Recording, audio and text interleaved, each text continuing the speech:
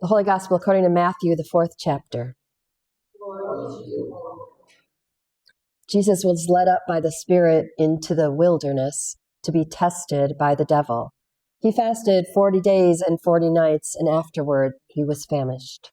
The tempter came and said to him, "If you are the Son of God, command these stones to become loaves of bread."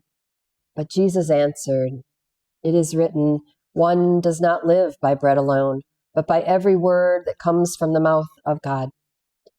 Then the devil took him to the holy city and placed him on the pinnacle of the temple, saying to him, "If you are the Son of God, throw yourself down, for it is written, he will command his angels concerning you, and on their hands they will bear you up, so that you will not dash your foot against a stone." Jesus said to him, "Again, it is written, do not put the Lord your God to the test." Again, the devil took him to a very high mountain and showed him all the kingdoms of the world and their glory. And he said to him, "All these I will give you, if you will fall down and worship me." Then Jesus said to him, "Away with you, Satan, for it is written, worship the Lord your God and serve only him." Then the devil left him, and suddenly angels came and waited on him. This is the gospel of the Lord. Please be seated. Maybe you've heard the acronym HALT, H-A-L-T. The letters stand for hungry, angry, lonely, tired. HALT. Psychologists, therapists, doctors, sponsors teach people to halt when they are tempted to do something they may well regret. Before lashing out in anger, before using substances that are harmful to ourselves and our relationships, before giving in to despair, we are told to halt and ask ourselves, am I hungry? Am I angry? Am I lonely? Am I tired? And if we say yes to any of those four things, to address that need before we do something rash, something we will likely regret, something that will make us feel ashamed or worthless.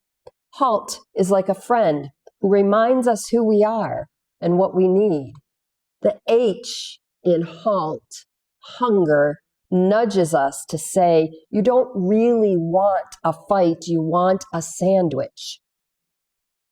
Today's gospel finds Jesus in the desert with Satan. No doubt, Jesus is hungry. We don't know if he's angry, but being hungry will do that to a guy. Lonely? I'm not sure. Jesus seems to have decent being with himself and his thought skills. On the other hand, 40 days literally is a very long time. I mean, even if he spends long hours sleeping in these conditions, the desert, the wilderness, one tends to wake up groggy. And in the desert, it isn't long before the sun shuts our eyes once again. All that to say, by the rules of HALT, Jesus probably should not have engaged with Satan at all. And yet he does, with few words and utter success. He dismisses the temptations that would bring immediate relief to him and long-term agony to the world God loves. How was Jesus able to rebuke Satan in the wilderness, even though he was hungry and Satan offered bread? To know this, we have to look at what happened just before today's gospel, last Sunday's reading, when Jesus heard from God out on the mountain with witnesses Elijah, Moses, Peter, James, John. And he heard God's voice say, "You, Jesus, you are my beloved." And to those gathered near, listen to him. This is my son. Listen to him. So Jesus goes into the wilderness mindful of who he is and what he has been called to do by God. Speak. How can we listen to him if he does not speak? Speak out literally against the devil. Which brings us to today. The wilderness is not a place we go to once in a lifetime for 40 days, though some things in life may feel very much like the wilderness. But the wilderness is here now, at every turn, because the wilderness is where we are tempted repeatedly. We find ourselves there when we are hungry, not just for food, bread, our mother's chicken when she's no longer here to make it. We're hungry for connection, for a sense of peace in a world at war. And as Jesus was in the desert, we are angry. Angry when we read about children going hungry. Angry when we read about neighbors hiding in their basements. Angry when we read that insurance premiums are making people choose between being healed or having a home. The wilderness is where we are lonely. Increasingly, we find ourselves at odds with friends, family, or neighbors, and the breach in those relationships leaves a hole in our hearts where love used to live. The wilderness is where we are tired. And Lord knows we are tired. If it's not the heartbreaking news or the usual ailments that are part of aging that still surprise us when they show up, if it's not having to remind a child once again to not leave Legos on the floor after we woke up and stepped on one in a bear fort, we are tired for all kinds of reasons. We're tired of tiptoeing around topics because to broach them would mean we would have to navigate conflicting points of view, and frankly, we're not very good at it. We're tired of waiting for our moms and dads to not be working so that we can have their full attention. We're tired of watching our moms and dads not want our full attention because they are engaged somewhere else. We're tired of cold weather and colds that make us cough and cold shoulders from people who view bearing grudges as a badge of righteousness instead of grudges being a burden of those who are unwilling to change. So what do we do?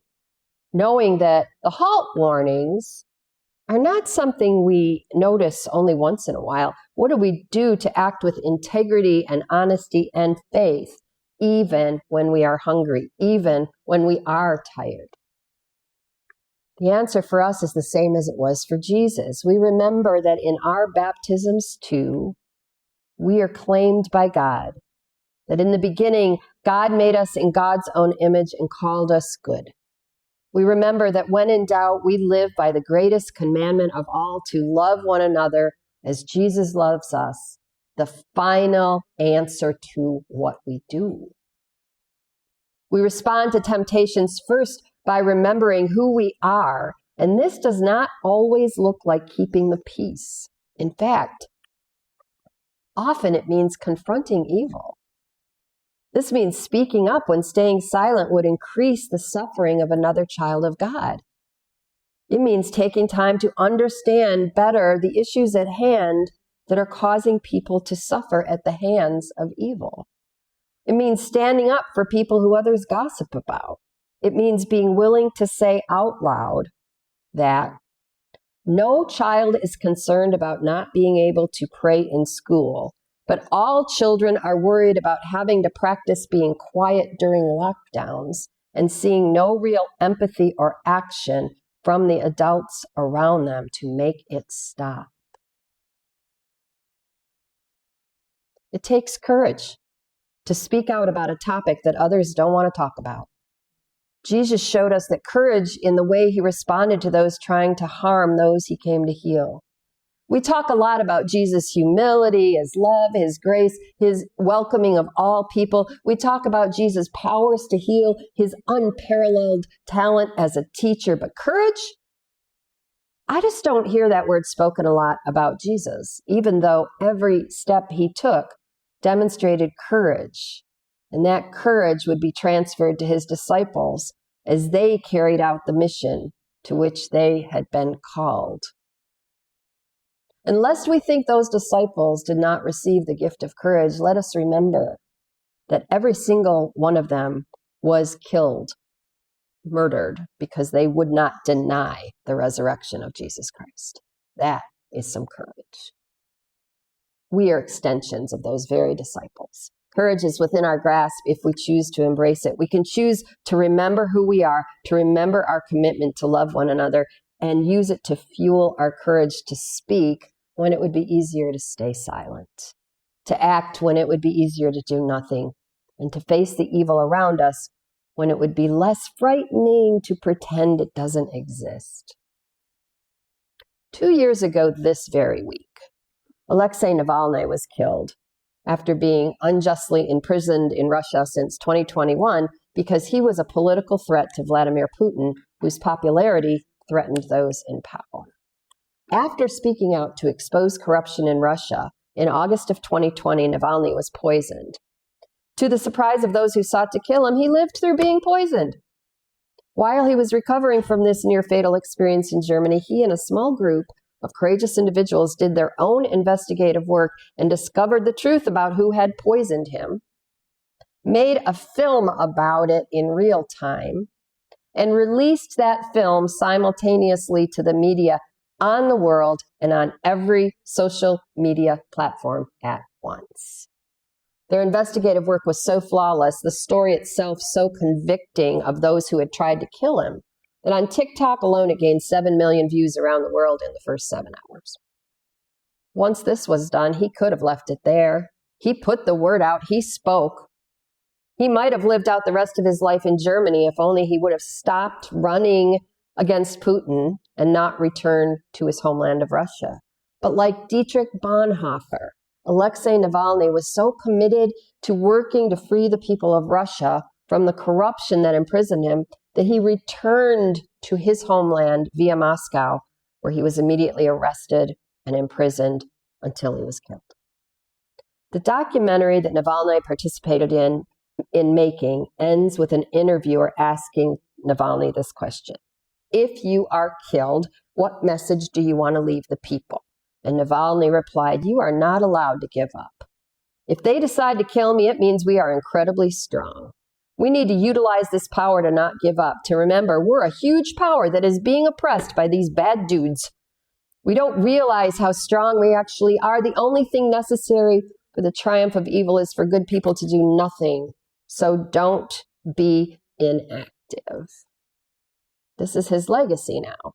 A plea that those working on the side of truth not give up, not be afraid, step out in courage, similar to the words of Martin Luther King Jr. in the sermon he gave the day before he was assassinated, when he said, I've seen the promised land, and I may not get there with you, but I want you to know that we as a people will get there. I am not afraid. Mine eyes have seen the glory of the coming of the Lord.